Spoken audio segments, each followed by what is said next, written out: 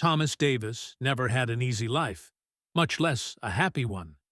At the age of 5, his father died of a heart attack, leaving him and his mother completely alone and a mountain of debt that forced them to sell their house and car and go live with their only living relative, and the person Thomas hated the most for as long as he could remember. His Aunt Marge, his mother's younger sister. Thomas's mother was not the best mother a child could have, but at least she tried to take care of him and made an effort to make him happy. However, his aunt was the opposite of her older sister. Marge was a bitter, cold, and cruel woman.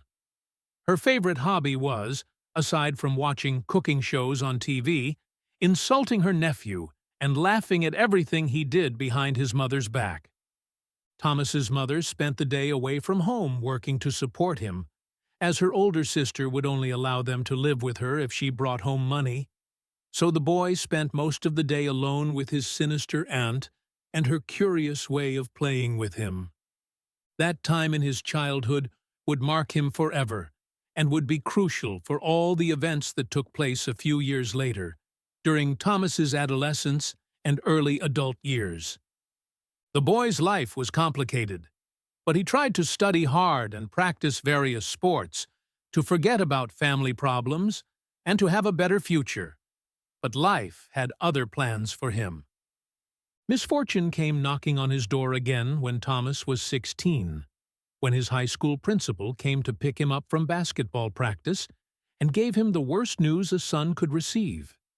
His mother had died, and the only living family he had left was his Aunt Marge. The causes surrounding his mother's death were a real mystery to him and his aunt, who was hardly saddened by the loss of her older sister.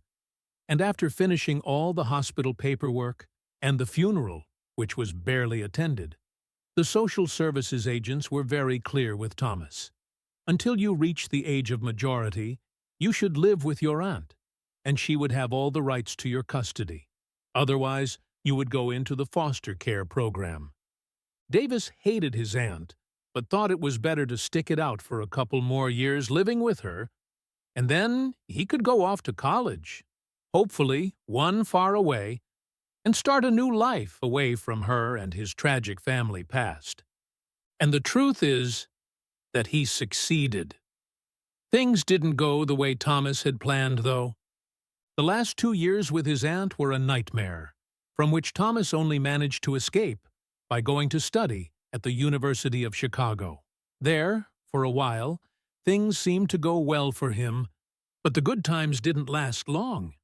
In recent years, Thomas had neglected his physical appearance to focus on improving his academic record, which caused some of his college classmates to start making fun of his overweight and poor skills for most sports on campus. The bullying by his college peers was the beginning of the end in Thomas's life, and the trigger that brought to the surface all the years of suffering at the hands of his Aunt Marge. He felt so self-conscious and sad that instead of focusing on furthering his education and building a successful career, he started skipping class without telling anyone. Sometimes he would show up in class to avoid being expelled and having his scholarship to the university withdrawn. But eventually, he stopped. Where did Thomas spend his days and nights? That was the question on everyone's mind for weeks. No one saw him on campus, and when he did show up, he looked like he hadn't slept and hadn't showered in days. And another detail that everyone noticed was that Thomas was getting fatter and fatter with each passing day. This made everyone think that during his absences, Davis was eating and playing console games in the evenings. And the truth is that they were right. Thomas had found in fast food and sweets the solace for all the problems in his life. The more calories he ate throughout the day, the happier he felt, and the less and less he cared about his physical appearance and what others thought of him. As his behavior did not change, but rather worsened as the weeks went by, the university ended up expelling him and withdrew the scholarship it had awarded him a year earlier. Thomas, far from worrying or feeling sorry for what he had done, was glad that he no longer had to pretend, and dedicated every hour of the day to doing what he loved most, and what had given him back the will to live: eating. It was impossible to imagine how food and his love for it would change his life, becoming his greatest blessing, and at the same time, his condemnation. With the money he had saved, he was able to continue living for several months, but he soon began to realize that he would have to do something if he wanted to continue eating and living the very special lifestyle he had invented for himself: playing video games online, watching Netflix, and ordering food delivery every 2 hours.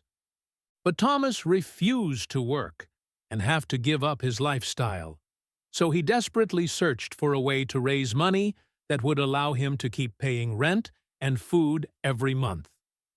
The days were passing, and his savings were beginning to run out, when one night, while watching a late-night TV quiz show, he found the solution to all his problems. He would enter a fast food contest and win first prize.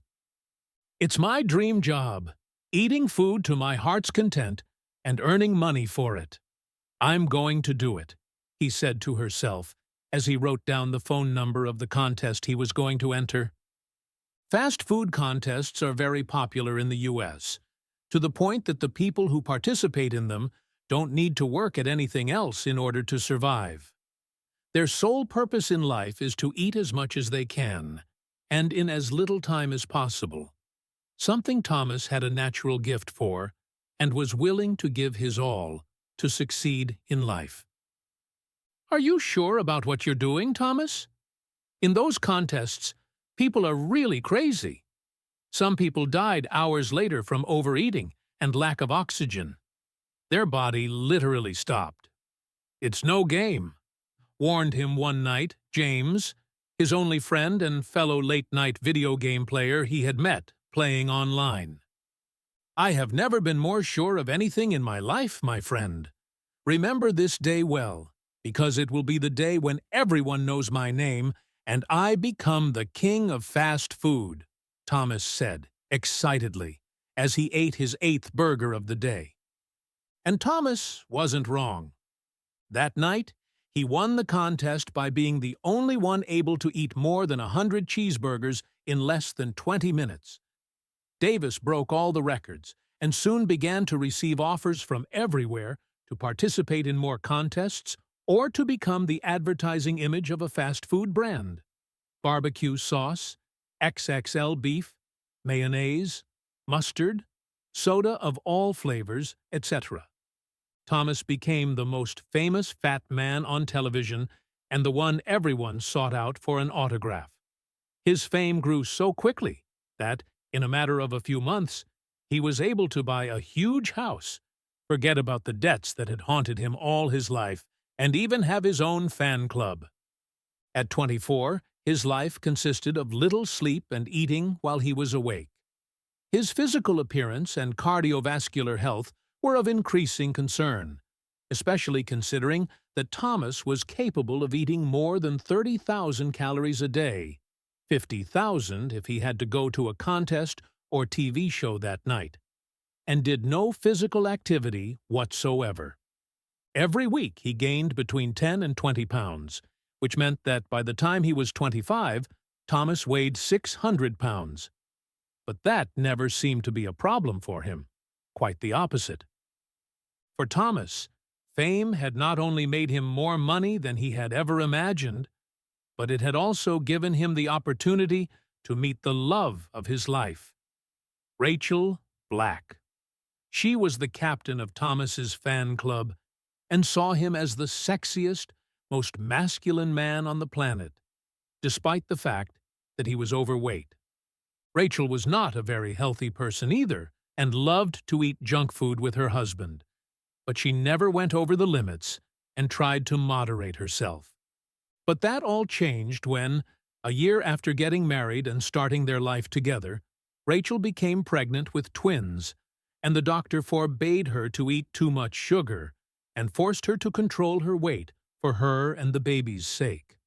The arrival of his children and the change in his wife's lifestyle was a major turning point in Thomas's life. But nothing could make him give up his lifestyle, not even his family. Being a father had made him feel like the happiest man in the world, and he wanted to be a good father to his two sons, Gabrielle and Anthony, and for a while he was. But the happiness and family stability did not last long. The years went by, and what at first seemed like paradise would soon end up becoming a death sentence for Thomas. Fast food competitions and advertising campaigns were still his family's livelihood, and the money he earned would allow them to live a relaxed and luxurious lifestyle. It was everything Thomas had dreamed of. There was only one problem: his health.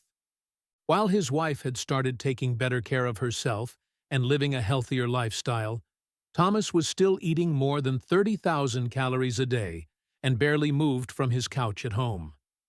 This caused the couple's arguments to become more and more intense, as Rachel wanted her husband to take better care of himself and give up the contests, but Thomas refused to give up any of that and continued to eat more and more every day. "Do it for me, Thomas. For your children. Do you really want them to grow up with a father who can barely get out of bed? You're getting fatter every day, and, if I'm being honest, I'm starting to not like you anymore. I used to think you were sexy, and I liked your belly, but now it's too much. You have to take care of yourself, honey, just a little bit." "Okay?" Rachel kept telling him in each of their discussions, but all her requests were to no avail. "Why do you want me to lose weight? If you love me, you have to accept me as I am. I'd like you anyway, Rachel," he said, very offended.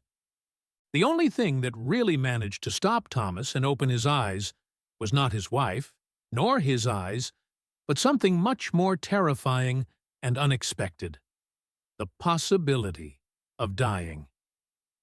Rachel was very tired of arguing and not getting her husband to try to change, so she made the drastic decision to abandon him and leave home with the twins without telling him. She only left him a note and a picture. It was a picture of their wedding, in which they looked happier than ever. That was a turning point in Thomas's life. He was devastated by his wife's abandonment, and although he tried to find her and begged her to return home with his children, she refused and gave him an ultimatum that Thomas would never forget. "If you don't change, you will never see me or your children again. I'm sorry, Thomas. I can't take it anymore." Thomas felt like his heart was breaking and his life was stopping, but instead of trying to follow the advice his wife and several doctors over the years had given him and change his unhealthy lifestyle habits, he decided to do just the opposite and let himself fall into a deep depression that would push his body to its limit. Far from starting a healthier diet, Davis began to triple his meals, and everything he ate had a very high amount of sugar and other unhealthy ingredients. Industrial pastries, energy drinks, and meat. Lots and lots of meat, with sauces of all flavors. "Food is the only thing I have left in this life. There is nothing else that brings me happiness. If I stopped eating, I would die of grief," he once told a journalist who interviewed him after attending a TV show where he performed an exhibition where he ate 50 hamburgers in record time. After the commercial break, Thomas was supposed to go on live again to prove that he was capable of continuing to eat non-stop, trying some new sugary drinks and delicious chocolate desserts. But that would never happen. As he chewed and drank at the same time, in front of thousands of spectators from all over the country, Thomas felt his heart stop and his whole body say enough. His weight was 122 pounds, which exceeded all healthy limits and compromised his heart health to the max. It was only a matter of time before it would happen, and his heart would no longer be able to withstand the pressure. There, live, and in front of the whole country, Thomas Davis collapsed and became aware, for the first time in many years, of how wrong he had always been. The emergency services acted quickly and managed to stabilize him, but he was in a coma for many days, and the doctors did not even know if he would ever wake up. But he finally did, and when he woke up, the only person he asked for was his wife.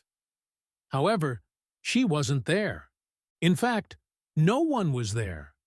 No publicity agents, no journalists, no fans.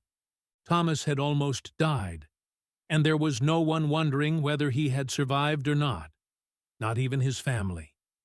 That made him realize how wrong he was and what a mistake he had made by ignoring Rachel.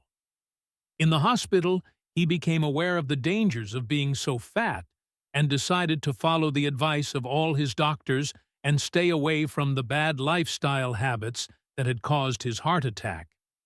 Weighing over 1,000 pounds, Thomas was at risk of having a heart attack at any time, and doctors had already warned him that a second heart attack would be definite.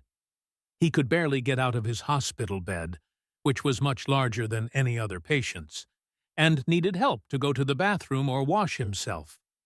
For all these reasons, Thomas agreed to undergo surgery to reduce the fat that surrounded his entire body, and then, with effort and patience, to follow a strict diet that would help him to lose weight little by little and regain his independence.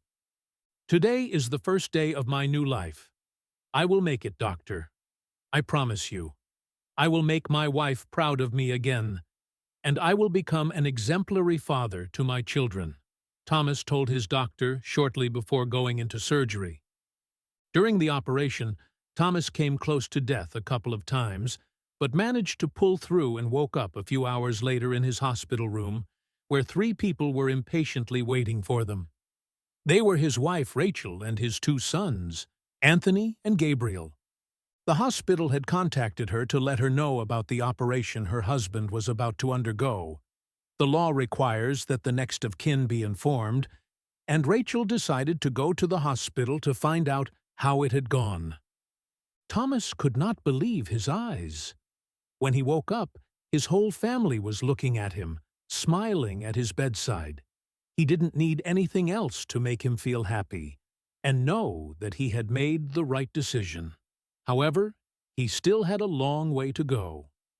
After that first operation came 2 more and many months of recovery. Thomas had to forget about fast food, sweets, and soda drinks. Instead, his diet became a perfect mix of vegetables, fish, and very controlled carbohydrates that his doctors had designed for him, along with a daily exercise plan. He spent more than a year in the hospital, but the effort was worth it, because a year and 2 months after suffering the heart attack on the TV show and weighing 1,022 pounds, Thomas Davis could stand up and wash himself, walk for a full hour without feeling short of breath, and not miss eating a cheeseburger every hour. He needed a lot of therapy, and there were very hard days when he needed to eat junk food so badly that he felt terrible anxiety, and his mood worsened. But he never gave up. He was still overweight, of course, but his weight was far from what his body had been a year earlier, 350 pounds. That was his weight the day he left the hospital and returned home to his family. I congratulate you, Thomas. Not everyone who tries succeeds, but you fought to the end. I'm sorry you had to come close to death to realize the danger you were in, but I'm so glad I was able to help you turn your life around. There is still a long way to go, but I know now that you will make it. You are a good man, and life will bring you much joy again, I am sure. Don't lose faith, his doctor told him on the last day of therapy before Davis left the hospital. Upon returning home, Thomas had to face the harsh reality, and, for the first time since the day of the heart attack, he had no commitments to keep. It seemed that the world had completely forgotten about him. Realizing how easily he could be cast aside was painful, but it motivated him to focus on his recovery and transformation into a healthier version of himself. The press wanted to do several interviews with him when they heard he was back to document his progress. But Thomas turned them all down because he knew they felt no real interest in his well-being. For years, he was the most profitable fat man on television. They wanted him to continue to get rich at the expense of his health, but they never cared about him. They were never his friends, never his family. Not even when he was about to die during a TV show. The only public statement he made was on his own Instagram account, which ceased to be the account of a fat and famous man, to become that of a family man struggling to improve himself and make his life a good example to follow for the rest of people who were in a similar situation to his. Overweight is not healthy, and if you want to start taking care of yourself and your family, start by throwing out all the junk in your fridge, move your body, and let yourself be helped by those who really love you. That's my advice. His message caused a stir and made him popular again for several weeks, but no one was talking about the fat man of TV quiz shows anymore, but of a man who had managed to overcome himself and show everyone that with effort and faith, everything is possible.